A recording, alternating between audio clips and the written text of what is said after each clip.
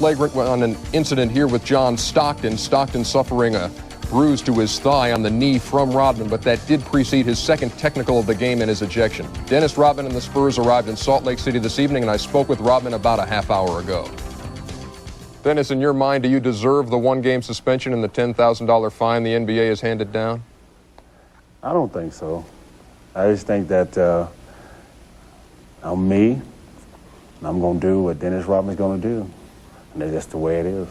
Did Dennis Rodman cross the line over the weekend against Utah with the Karl Malone situation, the Tom Chambers undercut, the John Stockton knee? Hey, Ernie, let me tell you something. There's a lot worse things has happened in the NBA this year, besides them pinpointing one thing that I've done in a game or saying that I deliberately put my knee at John Stockton. Why are they pinpointing the things that I do in a game? What about certain things that people do in a game, the hard fouls, the pick and roll, the going up and getting hit? What about those things? Do they count at all?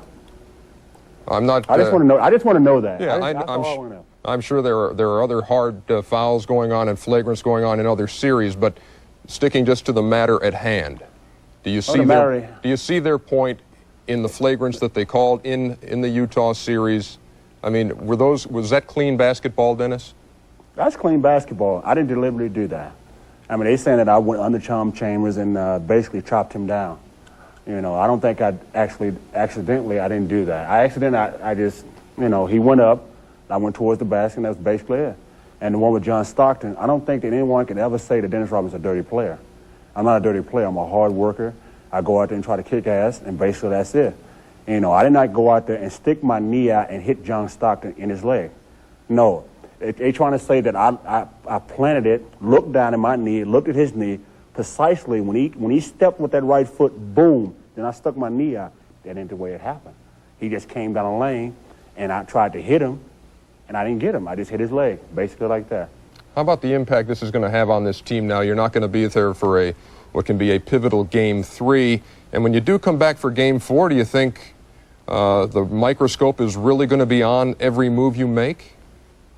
I don't think it'd be on me. I think people are going to say, damn, he's back. Let's try to do something to try to destruct him.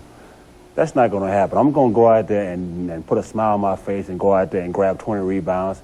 And, hey, if we win, great. If we don't, hopefully that we win the first game. And then the second game we don't win, we go back to the dome and kick some butt.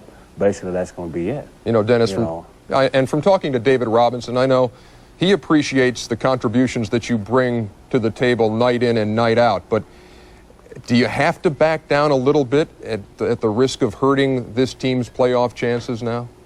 I'm not backing down from nobody. You know, you look at New York's team, they're a very physical team. They go out there and do it day in and day out. And they look at me and microscope me and say, oh, there's a guy right there. We got to pinpoint him and see what he does. I don't think it's fair that they look at me and say, hey, you're doing something that's not totally right. I think that's unfair. I think that I bring a lot to this game. I think I bring a lot of excitement to this game. I think people like to see the blonde-haired bomber going out there and doing his thing. If they don't like that, I look at it like this. The game of basketball, there are men, and the sheep run like hell. That's why I look at it. Welcome back to the Reebok Halftime Report. Ernie Johnson and Alonzo Mourning. We've seen what Dennis Rodman had to say tonight. Where do you stand on this thing? You're a physical guy, too, and I know that emotions come into it, and you can lose your emotions at times. How do you see what Dennis had to say?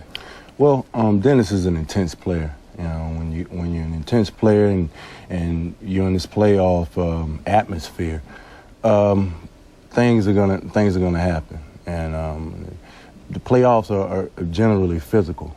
You know, they're very physical, and just sometimes you got to draw the line with some of the fouls, but at the same time, you got to hold your own out there. You know, and I think some things that have happened, not just with Dennis, but in a couple of other incidents in the games throughout the playoffs, I think some of them have gone a little bit too far. And you got to draw the line sometime.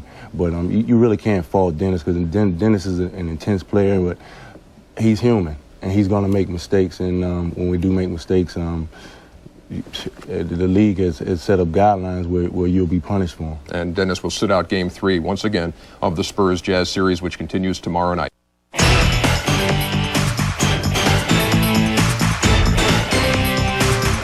The Reebok Halftime Report is brought to you by Reebok, to remind you that on Planet Reebok, there are no rules.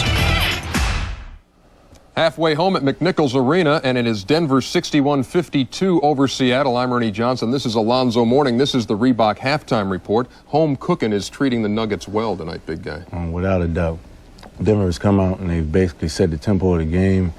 They've been hitting some high percentage shots, and they've had a big game out of Reggie Miller. And there were Reggie Williams. Reggie Williams. Yeah, Reggie Miller was also big in the earlier game tonight because Indiana is through to the Eastern Conference semifinals. They did away with the Orlando Magic, made it a clean sweep, feeding off the home crowd excitement. Though it was Orlando putting together a good run at the end of the first half. There was Penny Hardaway. They're up 52-46 at the break. We go to fourth quarter. Indiana down 80-75, and the Dutch boy in the paint, Rick Smits, over Big Tree Rollins. Shaq had gone to the bench with foul trouble. Reggie Miller, 31 points. They're up 81-80, and they play the great D. Late in the game, Smits with the block. Look at Vern Fleming diving on the floor. Indiana comes away with a loose ball. Look at the bottom of your screen, Reggie Miller waving for that thing. I can feel it, guys. Get me the ball. They do. Three-pointer. Splash. Series.